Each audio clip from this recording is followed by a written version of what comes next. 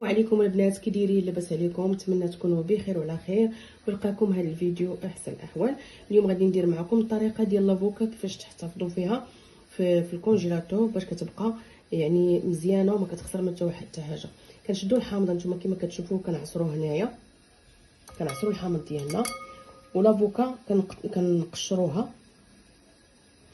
الا كانت فيها خذوها دابا ما حدها باقا شويه رخيصه، واخا تكون مضروبه شي شويه ولا هذا، حيدوا هذاك الضربه كيكون كيديروا فيها الفراخ، حيدوا ديك الضريبات كما درت لها انا صافي ونقيوها.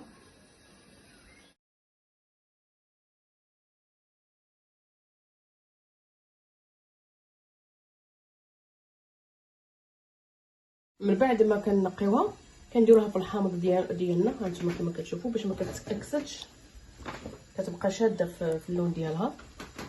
هانتوما دابا درناها في الحامض، من بعد غادي نديروها في الكونجيلاتور.